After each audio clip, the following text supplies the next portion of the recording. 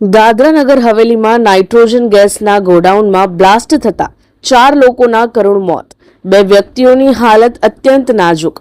સંઘ પ્રદેશ સેલવાસના દાદરા નગર હવેલીના દેમણી સ્કૂલ ફળિયામાં આવેલ એક નાઇટ્રોજન ગેસના ગોડાઉનમાં પ્રચંડ વિસ્ફોટ થયો છે. આ દુર્ઘટનામાં અત્યાર સુધીમાં 4 લોકોના કમકમાટી ભર્યા મોત નીપજ્યા છે.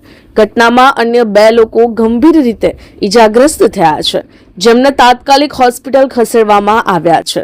ડોક્ટરોના જણાવ્યા અનુસાર ઈજાગ્રસ્તોની હાલત અત્યંત નાજુક છે.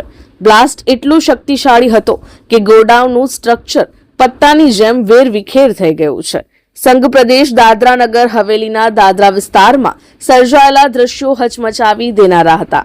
દેમણી સ્કૂલ ફળિયામાં સ્થિત નાઇટ્રોજન ગેસના ગોડાઉનમાં અચાનક પ્રચંડ ધડાકો થયો હતો. વિસ્ફોટકની તીવ્રતા એટલી વધારે હતી કે ગોડાઉનની મજબૂત દિવાલો અને છત તૂટી પડી હતી અને તેનો કાટમાળ આસપાસના રહેણાંક વિસ્તારમાં ફેલાઈ ગયો હતો.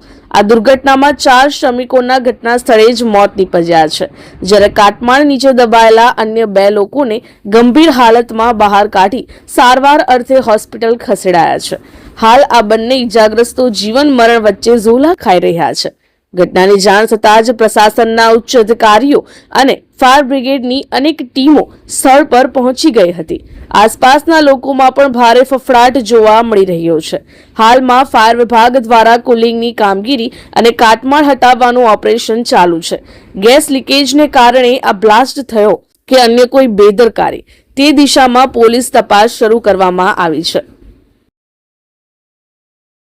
જે સવારે મેં અહીંયા ઓટલા પર ઊભો હતો, અહીંયા ઊભો હતો અને 9:15 થી 20 મિનિટમાં આ બોમ્બ સ્પોટ થયો.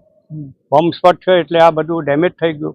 ધડાકો થયો. 10-15 મિનિટ અમે કોઈને એકમેકને ઓળખી નથી શકતા ધુવાથી. પછી ગભરાઈને બધી ના ભાગ થઈ ગયા. પછીથી બધા લોકો દોડી આવ્યા. એ સામે આ બધા એ લોકો બાટલા સવારે 8 વાગે આવી જઈને બાટલા પડતો હતા, ખાલી કરે, ઠોકે મૂકે, બધા આમ તેમ मजदूर आवीने बड़ा आवाज करता था. चल रही है. एफएसएल की टीम रास्ते पे है. एफएसएल की टीम अगले 1-1.5 घंटे पे यहाँ मौके पे आएगी. उसके बाद ही हम लोग क्या घटना पड़ी है सर?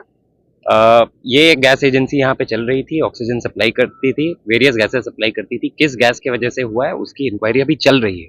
जब तक इंक्वायरी नहीं हो हम लोग कुछ भी इसमें डेफिनेटली नहीं आप लोगों को बता पाएंगे. करीब 8 लोगों को हॉस्पिटल शिफ्ट किया गया है. फर्दर इंक्वायरी हो रही है. इंक्वायरी के बाद आप लोगों को प्रेस कॉन्फ्रेंस के माध्यम से सूचना दी जाएगी. 4 की मौत का कंफर्मेशन मिला है. इंक्वायरी के बाद मैं आप लोगों को प्रॉपर प्रेस कॉन्फ्रेंस में आपको पूरा सूचना दूंगा. रेसिडेंशियल और स्कूल के नजदीक में चल रहा है, कुछ एक्शन होगा? इंक्वायरी के बाद जरूर अगर गलत तरीके से चल रहा होगा, गैर कायदेसर तरीके से तो एक्शन करेंगे. Thank you. हमारी लाइव न्यूज़ 24 चैनल ने सब्सक्राइब करो,